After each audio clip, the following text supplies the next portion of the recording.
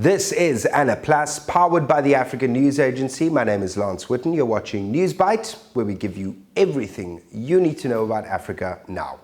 One of our followers asked us to check up on reports of ongoing ethnic violence in Ethiopia, so let's dive right into it.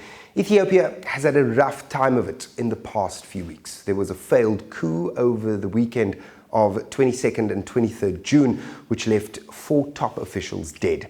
Ethiopia's Prime Minister Abiy Ahmed has been in and out of neighbouring Sudan trying to broker a peace deal between the military government and civilian opposition, but came out fighting on Sunday, June 23rd, saying the failed coup was not the result of ethnic violence. Now, let me put Ethiopia's recent history into perspective for you. Abiy Ahmed came into power in 2018 and has implemented sweeping changes and reforms that's resulted in Ethiopia becoming one of the fastest growing economies on the African continent. But not everyone likes what Ahmed is trying to do. Ethiopia is made up of 9 states based on ethnic territoriality. And before Ahmed came to power, these rival states had been competing and disputing along ethnic lines over resources, land, permissions, and power. There were years of protests against Ahmed's predecessor, who stepped down in the wake of these anti-government demonstrations. He had failed to deal with ethnic tensions in the regions. When Ahmed became Prime Minister, he lifted bans on some separatist groups, released thousands of political prisoners, and prosecuted government and security officials guilty of past abuses. This sat well with many groups who had felt victimized in the past, but others felt the time was right to flex their muscles.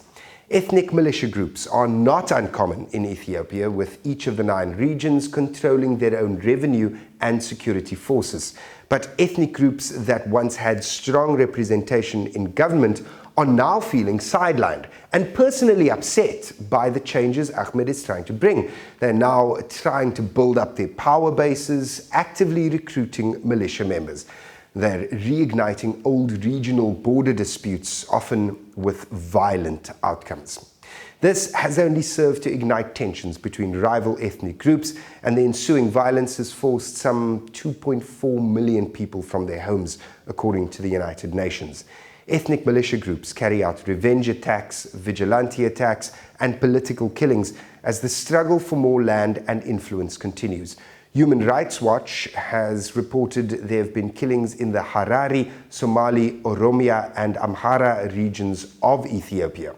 These fresh tensions, which have led to violence, which often resulted in deaths, are just a reignition of existing stresses which were only put on hold when Abiy Ahmed became Prime Minister. He preached patience, tolerance, widespread reform, and in many respects, he's lived up to his promises. Ahmed is widely known as a man of peace, but the ethnic leaders are growing impatient and they want to gain more power. Ahmed has brokered peace with neighbouring Eritrea and is still in peace talks in Sudan, but he may need to focus inward and look at his own country, which appears to be on the brink of civil war, especially as the failed coup at the weekend suggests. Ahmed will have to rely on his government to continue preaching and practicing unity in order to pull Ethiopia's squabbling states together and avoid all-out war. We'll keep a close eye on this developing story here at ANAplus. This is NewsByte. We make Africa matter.